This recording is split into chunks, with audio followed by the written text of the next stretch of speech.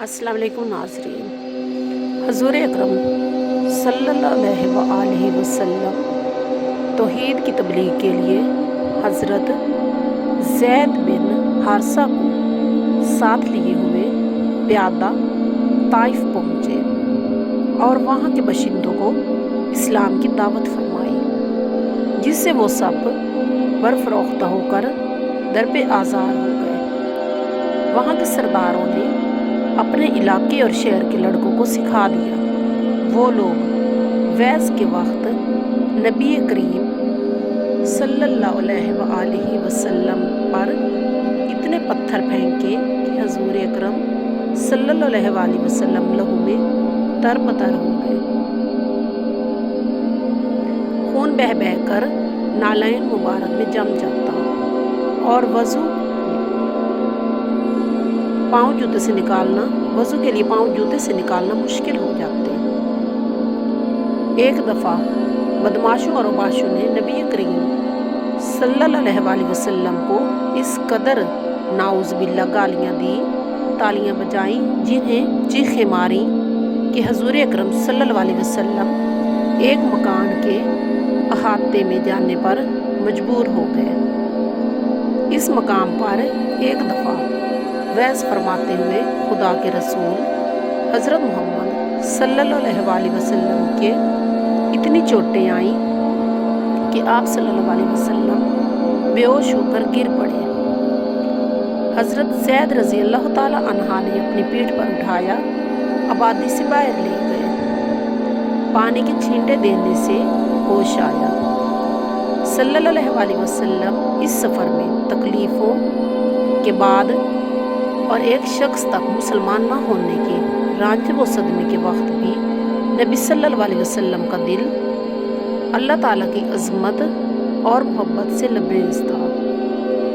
उस वक्त आपने जो दुआ मांगी उसके अल्फाज ये हैं: ऐ अल्लाह, मैं अपने ज़फ़, बेबसी और लोगों की नज़रों में अपनी तहकीर और बेसरो समाने की फ़रियाद तुझसे करता हूँ।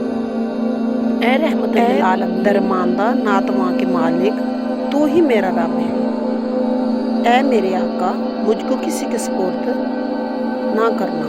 बेगानों के जो दर शुरू होंगे या दुश्मन के जो मेरे नेक व बद पर काबू रखेगा, लेकिन जब तू मुझसे नखुश नहीं है तो मुझे उसकी